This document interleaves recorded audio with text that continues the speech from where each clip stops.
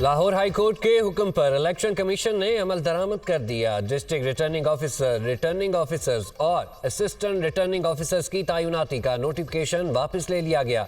Lahore high court के हुक्म के बाद इलेक्शन कमीशन ने इंतखाबी अमले की ट्रेनिंग भी रोक दी। लाहौर हाई कोर्ट ने सिविल अफसरों को बतौर रिटर्निंग ऑफिसर्स तैनात करने के नोटिफिकेशन को मुअत्तल करने का हुक्म दिया। इलेक्शन कमीशन का चारों सूबाई इलेक्शन कमीशनर्स के नाम मरासला जारी। रिटर्निंग अफसरान की ट्रेनिंग 16 दिसंबर तक शेड्यूल थी।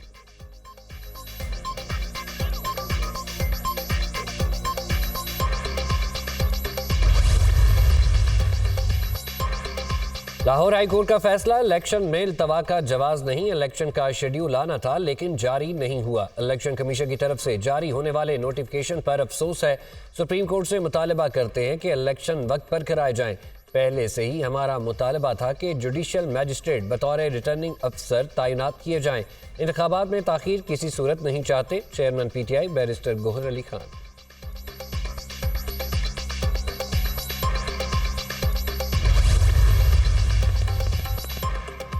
PTI 8 फरवरी के इंतखाबात मुलतवी कराने की साजिश कर रही है। इलेक्शन के खिलाफ PTI की दरख्वास्तें इलेक्शन से फरार के मनसूबाबंदी है। साइफर की तरह PTI आम इंतखाबात के खिलाफ साजिश कर रही है। इंतखाबात में ताखीर हुई तो जिम्मेदार PTI होगी।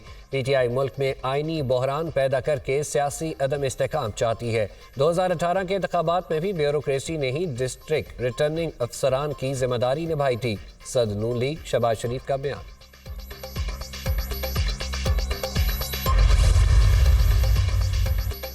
PTI ने आम इंतखाबात रोकने के लिए पिटीशन दायर की। तहरीक इंसाफ इंतखाबात से भागना चाहती है। शफाफ इंतखाबात कराने का मैंडेट इलेक्शन कमीशन के पास है। इलेक्शन के इनेकाद के लिए तमाम चीज़ें टाइमलाइन के तहत चल रही थी।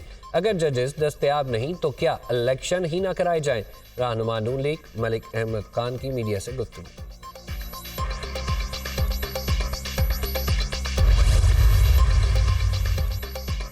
इलेक्शन मुलतवी होने का बहाना नहीं देखना चाहते। इलेक्शन 8 फरवरी को ही होने चाहिए। जंगों में भी इलेक्शन होते हैं। बेनज़ीर भुट्टो की शहादत पर भी इलेक्शन लड़ा। नौजवान नस्ल सिलेक्शन और लाडलेपन को कबूल नहीं करेगी। फैसला अवाम को करने देना चाहिए। रहनुमा पीपल्स पार्टी फैसल करीम कुंडी की प्रेस कॉन्फ्रेंस। 6 साल पर पहली आजमाइशों के बाद आखिरकार मेरी बेगुनाही की तस्दीक हो गई। मुझसे दुश्मनी करने वालों ने मेरे पाकिस्तान को क्यों निशाना बनाया? मेरे अवाम का क्या कसूर था, उनको क्यों निशाना बनाया? चलें, किसी लाडले को लाने के लिए मुझे हटाना, झूठे मुकदमात में फंसाना और सजाएं दिलवाना ज़रूरी था, लेकिन पाकिस्तान को किस जुर्म की सज़ा दी गई?